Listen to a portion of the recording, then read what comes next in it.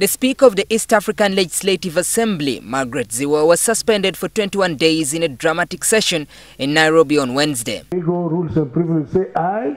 Aye. And those against say nay. Mukasa Mbidde, one of the Uganda's 9 representatives to the East African Legislative Assembly and lawyer to Zziwa, described the session as a coup.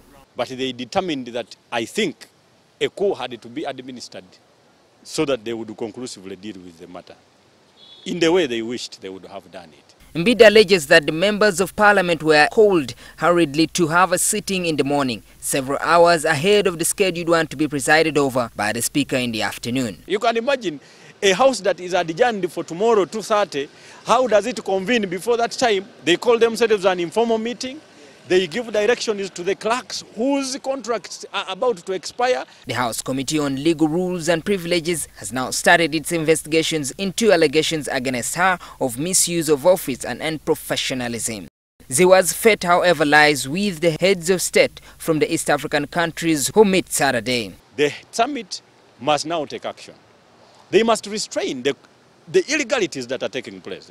Legislators' work at the Assembly has been paralyzed amid resignation of 5 members from the East African Legislative Assembly Commission as well as 4 chairpersons of the standing committees on grounds of a crisis of leadership. Amid this stalemate, Mukasa Mbidde is pursuing a case at the East African Court of Justice to have the Assembly dissolved. Because it was paralyzed, we were doing no work, and we were continuing to waste taxpayers' money. The East African Community Treaty does not have a provision for the Assembly's dissolution, and court's pronouncement will set a precedent. Mbidde also wants the legislators who participated in the suspension of the Speaker reprimanded. Headed by their minister, who is appointed by the President, trying to wreak havoc.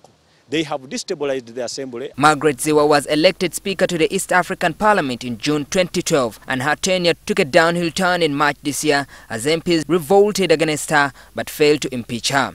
Zziwa, who spoke Thursday about her suspension, blamed it on some members of the East African Assembly who allegedly connived against her. Others have been badly intimidated. That's why even during when they initially started mopping together the censure, people were being told, you must sign. You are not a child of a president. Sign. You are a poor person. Others called called it a holy war. We must remove her. This is a holy war. While insisting that she was still the Speaker, she said that her attempts to reconcile with those opposed to her have hit a dead end. I organized the team building, and they said no, they don't want team building. Of course, I couldn't put it on the program and Skamukunji. No, on the program it was team building. I invited very distinguished personalities to help us. Because if we are in conflict, we need somebody to mediate, to listen. They said no way. Maurice Achol, NTV, Weekend Edition.